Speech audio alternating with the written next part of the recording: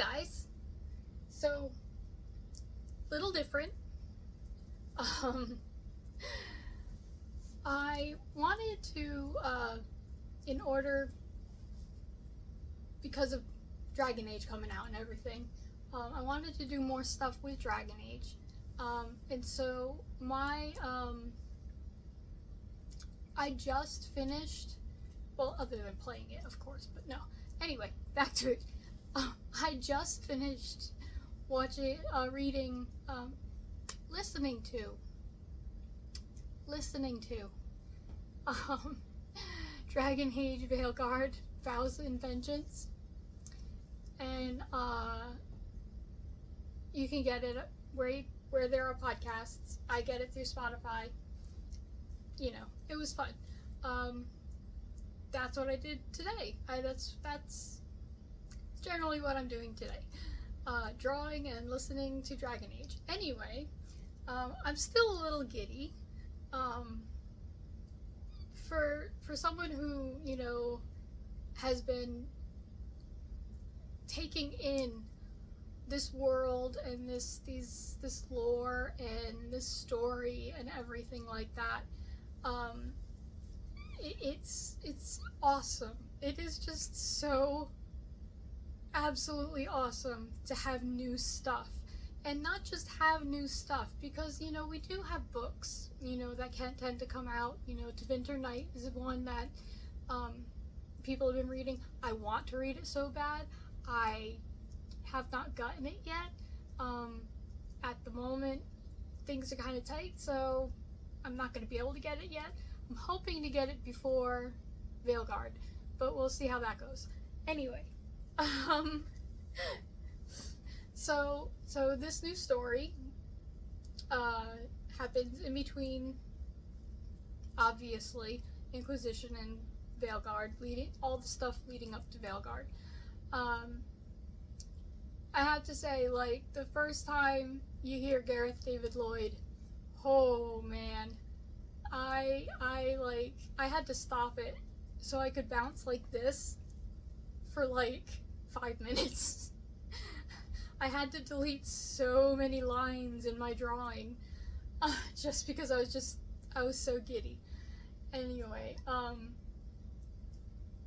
he's a definitely different person, the Solus. You can tell things have weighed heavy on him, but he also, you can tell he's taken on his duty, which is really cool. I like that, you know, proud. I like the proud Solus. I like, you know, Solus-Han. I like, you know,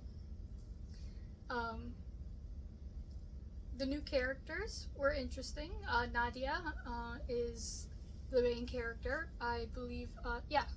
Voiced by Mae Whitman, who us Kingdom Hearts fans know as, I think she's Kairi now too, but she did Naminé. At least the second time she did Naminé. But yeah, so I always like to hear her voice. I always like to hear Mae. She's been doing voice acting for a while. She did acting before that. It's exciting for me.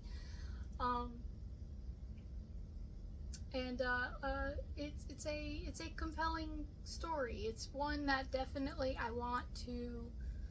I can't wait for it. I think they're doing it weekly. Hopefully it's weekly. I hope it's weekly. I guess we'll find out.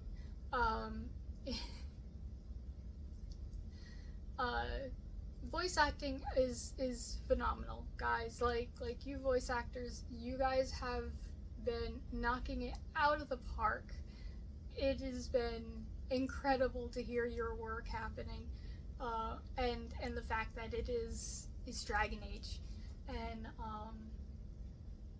you know, I am I guess what you would call one of the old guard, the old Veilguard. I've been playing Dragon Age for a while. I've been playing it since 2009-ish, and then I finished all of them in when Inquisition came out. So I got to gobble it up when it was happening. So it's exciting. The fact that I get to do it again 10 years later is so exciting. I'm so excited. But I really, really like what BioWare is doing with this, audio. It's like an audio drama. This audio drama. It's a neat take, and it gives us something to look forward to while we're frothing at the mouth waiting for the game to come out.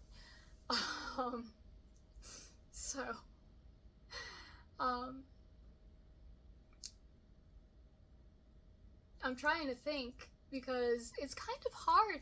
It's kind of hard trying to do something like when a story first starts. This is like book club when you've only read the first chapter, so there's really not much meat there to rip at and tear apart. Like I said, there is that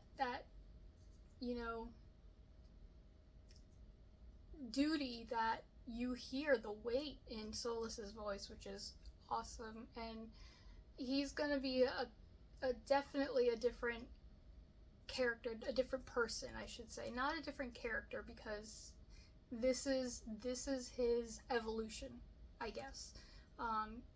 This is his story arc, and how he's dealing with this and everything. So you just gotta kind of wonder what's going through his head. You're like, are you that much of a dipshit? I mean, Solas, seriously. I am a Solas Panzer. I am a Solavellan. I have been a Solavellan since the start, so I'm very, very excited. And I think the revenge aspect is going to be heated, very heated. But there's a lot of parallels too, especially if you have romanced Solas. There's a whole lot of parallels that you kind of see in these characters in this first episode. It's just, the dialogue is very playful. The dialogue is very slick. Like, there are some great one-liners in there. And it is really easy to visualize what's going on and everything like that, which in that sense, I think BioWare was, did a good job. It is absolutely amazing that we can confirm that it is now Hans Zimmer and Lauren Balfe who are doing the soundtrack. Not to discredit Trevor did a fantastic job. I absolutely love Trevor's work. He's done a lot of work on Netflix. He did Castlevania. So it's I think he did Vikings. So I mean, he's done a whole bunch of stuff. I can understand why he might be busy, but also it's Hans Zimmer. Hans Zimmer is one of my favorite composers. I'm a band geek. I'm a big band geek. I have a guitar. I have 3 violins, and yet I hardly play any of them. I played oboe. But back, when I was in band and everything like that, that's when Pirates was coming out. That's when Hans Zimmer was like really like taking off like crazy.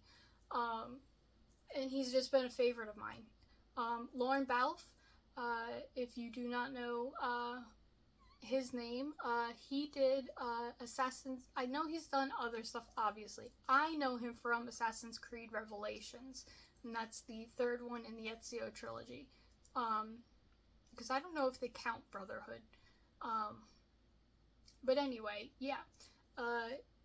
He did the opening of that, which is one of the most beautiful pieces, one of the most, like, heart-wrenching pieces that I have ever heard in my entire life.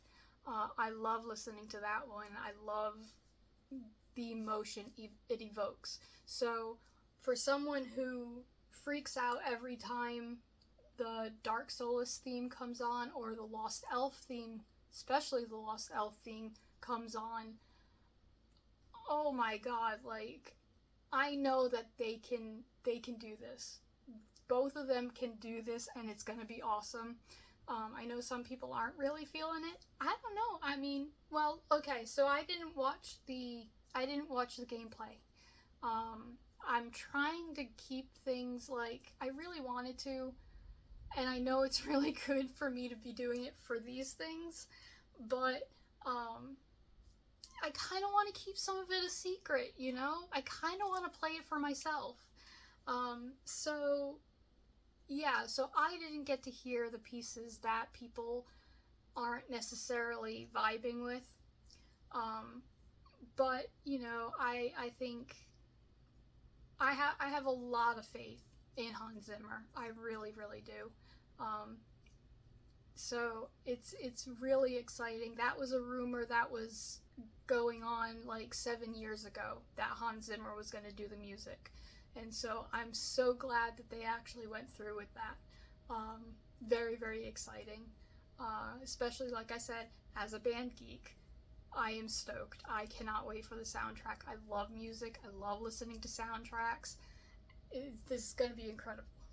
So anyway, in closing, hopefully this is a weekly thing. I'm going to have to double check on that, and I will double check on that.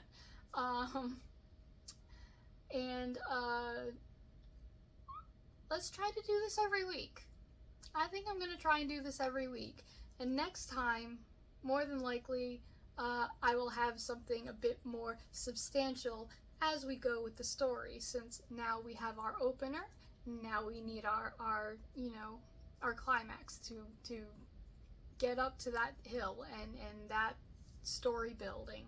So let's get there, and we'll talk about it, and it'll be amazing.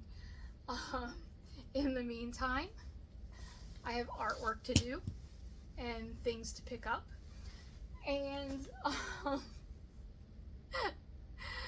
and that's that. I guess I will see you guys next week. Alright, bye guys.